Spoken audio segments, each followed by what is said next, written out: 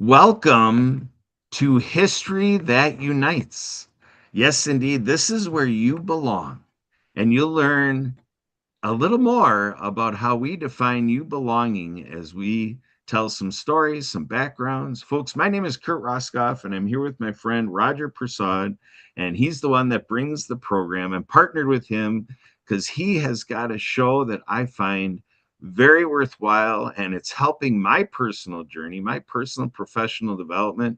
And I suggest that you might find it in a similar way. So we're going to dive in here. Roger, come on in here, and with History That Unites, you got a little piece here that you've been giving me a hint about that'll help a little bit people to understand, kind of the enthusiasm behind the title of the show, History That Unites, and on the part about uniting. So go ahead, Roger, give us the background. What do you got? Kurt, I spent a career in aviation, 8 years in the Air Force and 30 years in the airline business. And I also played a couple of sports, and that gave me a chance to not just travel for work, but play my sports and make real connections with people. And I have friendships that have lasted over 40 years, real friendships that I cherish. And we get together occasionally, sometimes online, sometimes in person. But these are friendships that I've had, and I know their kids, their grandkids, and all that stuff. And it's great to connect with people all over the place. But I also saw way too much division. And I wondered why. Why are we so advanced and yet so divided? And I'm also an aircraft engineer. And in aircraft engineering, we apply root cause analysis to chronic issues, not just to fix them, but to see if we can't prevent recurrence. When I applied root cause analysis to what was being taught, I quickly realized that history is designed to divide. So I decided to do the research, find the people, places, and events omitted from history, highlight them to see if I can't replace ignorance with curiosity, diminish unconscious bias, and create an environment where talent and character will supersede appearance every time. That's my effort, Kurt. I believe we are much more similar than we are different. And that's what all these stories show. There we go. So as we look to unite, there's a history of independence, and so you have a little story that this is all leading into. Why don't you take it away? What is going on in the history story of today on independence? Take it away, Roger. Well, independence is something celebrated by every country. And Guyana, which is the land of my birth, was British Guyana when I was born there. They celebrated their 60th independence anniversary on the 26th. So only a couple of days ago. So I want to take this opportunity to highlight Guyana and its history linking the United States. And I want to start with the story about the airport. The airport in Guyana is a very interesting study. You see, in World War II, Britain had lost most of their battleships. The German U-boats have devastated the British battleships. And the British turned to the Americans and asked them for battleships. America was not really fully engaged in the war by this time. So the Americans turned to the British and said, yeah, we got battleships we can give you, but what are you going to give us? And they hemmed and hawed, and the British said, well, we can give you some land, we can give you some warm water ports and all that. And they settled on two deals. One was some land in a place called Hyde Park in Guyana, about 30 miles away from the capital. And the other one was a base in the Bahamas. I don't know too much about that base. But that land that they gave them in Guyana, they built an Army Air Corps base there. They built it. It was beautiful. I've been in it several times. It was built in 1941, and there until the 50s. I swam in the pool. They had a great pool. It's the first place I did diving off a board. They had a low board and a high board, and I utilized all of it. It was a beautiful facility. But this base was built so that American bombers could access Rommel in Africa. They were bombing the hell out of Rommel in Africa, and they wanted a better base because they couldn't go around Europe because the Germans control that area. So from Guyana to the African coast is 5 hours. So the airport in Guyana was built to access Africa for American bombers trying to destroy Field Marshal Rommel. The field was named Atkinson Field for many, many years. And then about the time that Guyana became independent, they changed it to Timehri, Timehri. That's a Native American name that they adopted for it. And then the politicians took over, and now it's called Chetty B. Jagan International Airport. But that airport was built, and a lot of people believe that airport was built by the British, but it was not. It was built by the Americans, and the Americans stayed active in Guyana into the 50s. I remember as a kid seeing the American soldiers driving all over the place. And, there's no real explanation as to why they were there or what they were doing. But my unique life travel, I ended up in Tulsa, Oklahoma, in a place called Air Force Plant Number 3, which happened to be one of the places where they built those bombers, the B-66s, the B-47.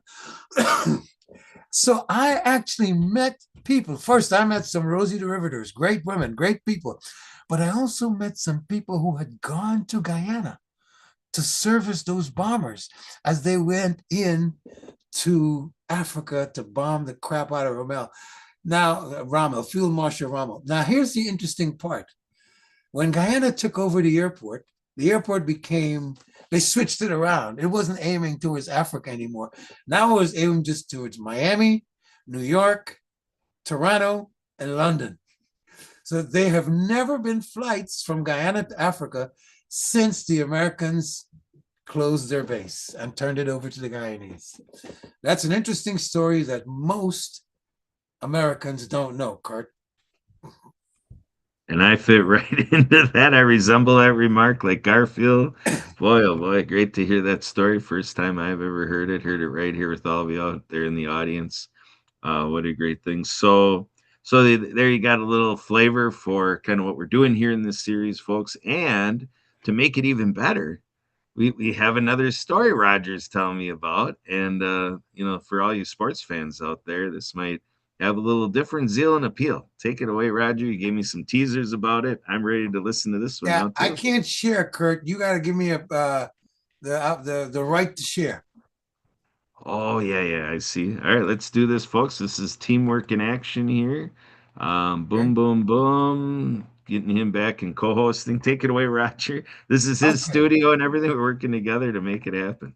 All right. Here we I'm go. sharing a picture of two of my longtime friends.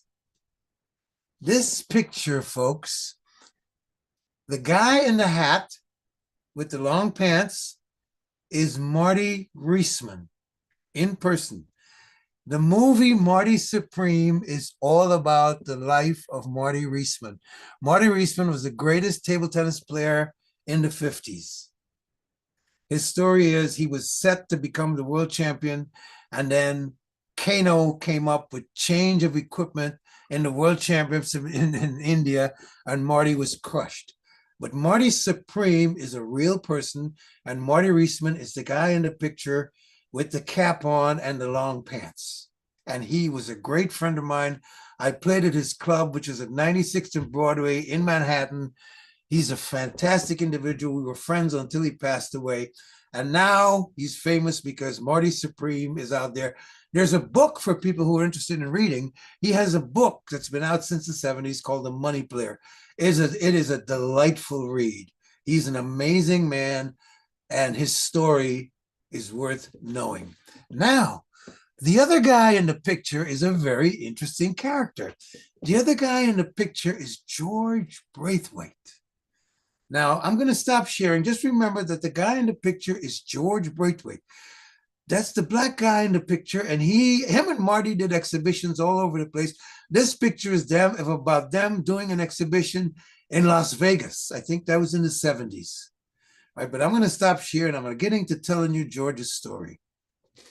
George Braithwaite is a friend of mine. I've known him for over 30 years. He was one of COVID's first victims. So, you know, God rest the dead. But George came to the United States as a 25-year-old. He had no real education. He was a decent guy. He dressed sharply. He was one of the sharpest dressers I've ever known. And on one of George's first weekends in New York, he played a cricket match against the UN. And he did well because he's a good athlete. He was a track star in Guyana. He ran 400 meters and 100 meters and that kind of stuff. He was a track guy. But coming to New York, he had to find a new life. So he played this cricket match and he did well. And the cricket match was against the United Nations team. And the people at the UN said, "Oh man, this guy can play." And they said, "George, where do you work?" He said, "Oh, I don't work anywhere. I'm looking for a job." They said, "Oh, come work for the UN, and then you can play on our team." So they gave him a job to work at the UN. George started at the UN in the mailroom, but you wouldn't know it because every day George went to work in a suit and tie, even though he went to the mailroom. He was, like I said, he was a sharp dresser, very meticulous person. And when his story, he tells me the story himself. He found a ping pong paddle in the desk drawer that he was given. The guy who had it before him played ping pong. He found his paddle in there. And he had played a little bit of ping pong in Guyana, but not much. But there was a club at the UN, and he started playing in that club. And this is amazing because within 7 years, George was on the US team. That is unbelievable. I've never heard anybody learning the game and getting to international levels so quickly. He made the US team. I was on the US team to Nagoya, Japan in 1971. Now, there's an interesting thing about that World Championships in 1971. China, under Mao Zedong, had pulled out of the World Championships.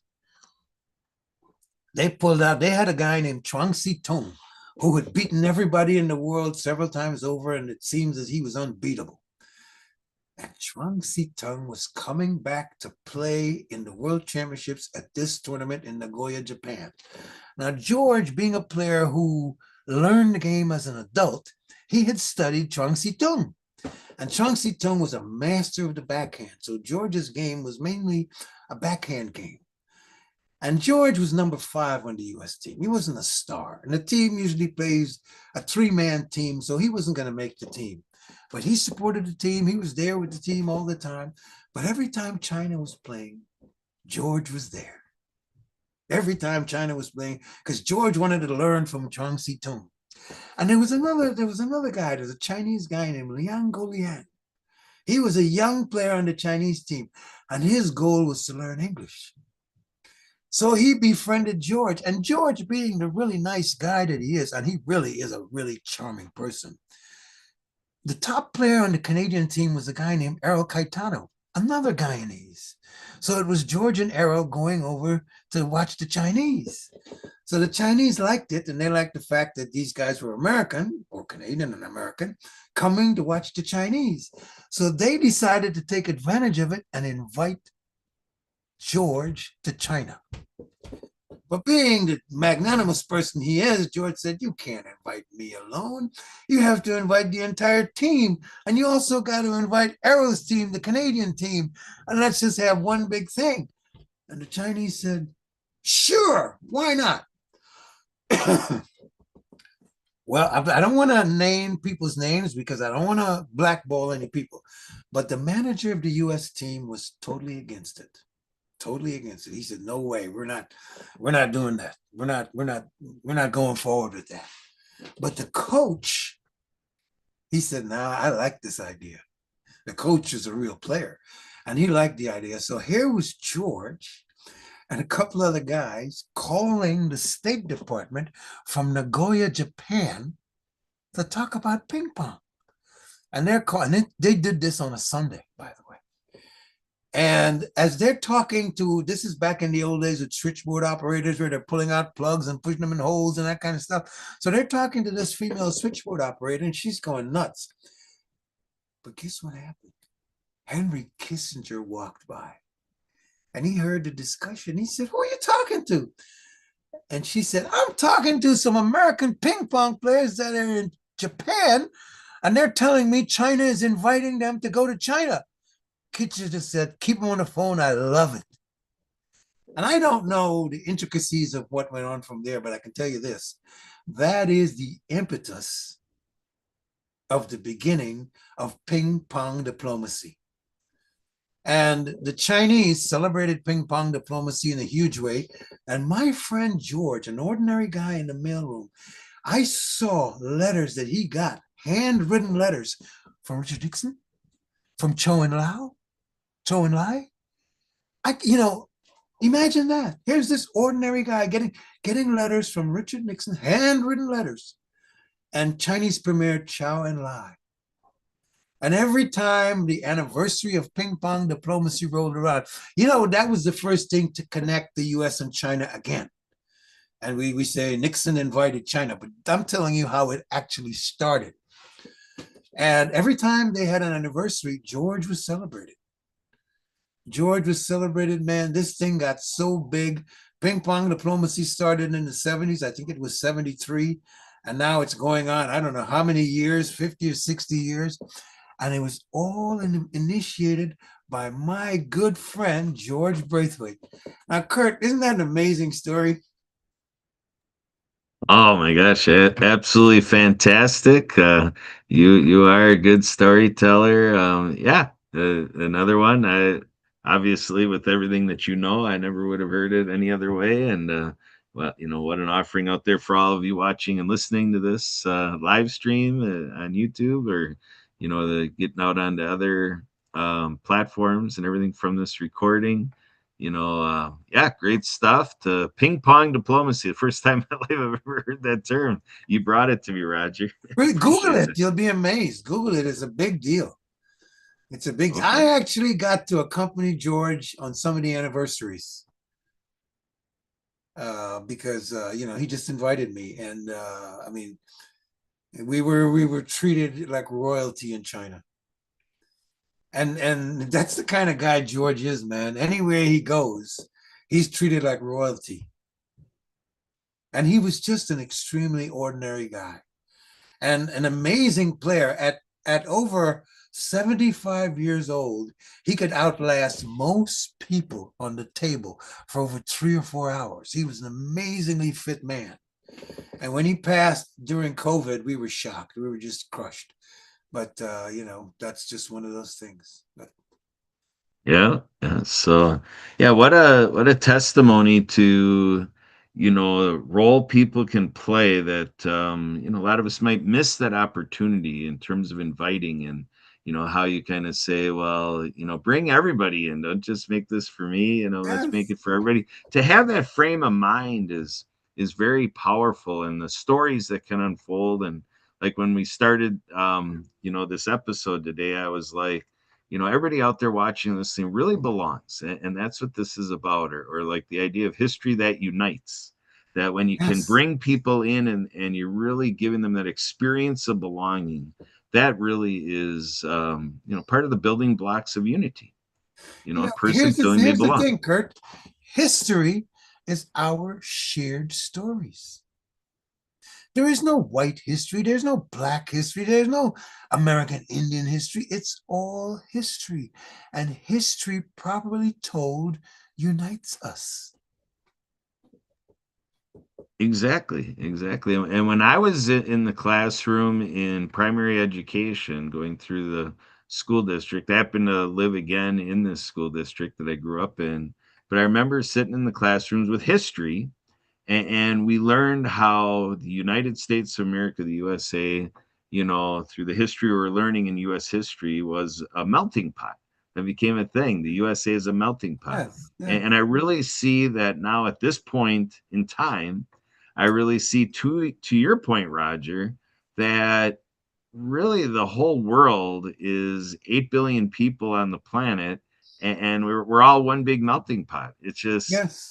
we're just 8 billion people on the planet. Let's co-create what we can do with this There's a couple of magnificent great vessel in comments. space. There's a couple of great comments from astronauts.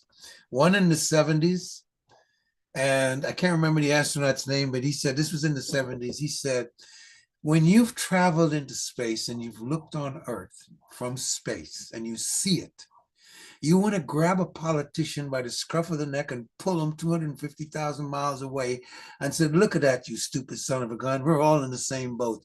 And then I can't remember her name. Her name is Coke, Coke or Hoke, the female astronaut that just came back on the Artemis. She was talking about being part of a crew. Well, as an aviator, I know being part of a crew. You're up there by yourself. You've got to be in unison. You've got to be together. Everybody's got to be based on the same goal.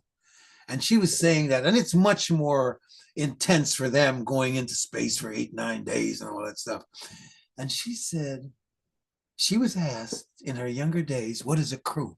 And she gave a dictionary definition. But now, after being on that mission, she know what a crew is. And she said it's a unified group in love and shared purpose. And then she turned, she was facing her crew and she said that. And then she turned to the audience, she said, Earth, you are a crew. Yeah, it's a good way to look at it. Yeah, what a powerful statement. Yeah, thanks for sharing that, Roger. So Roger, another thing about, crew and uniting, and if we take it to the family realm and whatever, you introduced us to a Haitian organization serving orphans. Yes. Can you describe that a little bit? I think it's important that when we do these, we always Yes, give a shout out. Haitians Orphans Wishes was founded by some friends of mine in Long Island. Most of them are Haitian. Most of them are fairly successful living in the US. And there's a big problem with orphans in Haiti. And they have a school that gives academic education and vocational education to orphans. It's very necessary. These kids need skills to earn money. They have no parents. And this is a great organization helping orphans in Haiti. Yeah, I agree. I agree. So another thing coming into my life through you. This is great stuff. So we kind of close out with a shout out to our friends at the No More 9 to 5 Club with the No More 9 to 5 Foundation, which is where you and I started to build our unity. We got That's introduced right. to That's that right. great program. So take the honors and tell everybody out there what's out there and available with the No More 9 to 5 Club. The No More 9 to 5 Club is an amazing group of successful entrepreneurs who are heart centered and willing to share their knowledge and expertise with newcomers. They have a lot of benefits for veterans, especially through No More 9 to 5 and Mind Trainer Pro. If you're a veteran, you need to connect with No More 9 to 5 and Mind Trainer Pro. There's a lot of stuff that you can access for free as a veteran. If you're not a veteran, it's still great material. It's great information. Check it out. The No More 9 to 5 Club. That's my go-to group of guys and gals. Yep, I agree. Yeah, I'm very allegiant to the group, and I was looking forward to seeing you in these meetings along the way, Roger. And so with that, we're in wrap up point here with today's episode, and I hope and I'm trusting with Roger here that he and I feel together that we gave you today's episode, and I think you're getting a sense that there's so much more to come, and maybe we delivered a little something that is that little magic that's going to keep you coming back. So we do this every second and fourth Thursday of the month. So ergo twice a month, we've got new material for you. And, as Roger and I keep building our unity, I propose that we just might keep getting better at it. So you're not going to want to miss that. So if you do have any questions from my side of things, you can reach me at 262-372-1754. Feel free to shoot me an email, Kurt, K-U-R-T, at spiritofthegame.org. Roger, any final words? Otherwise, we're in wrap up. Well, I always like to end by saying we are much more similar than we are different. Our skin color and hair texture is only dependent on our proximity to the sun. Talk to any doctor. Once you get past the skin, we are the same. Come on, people, let's get together. Let's come together and make this world the magnificent place that it really should be. There you go. What an offering. So there does it today for History That Unites. We look forward to seeing you next time. Bye for now.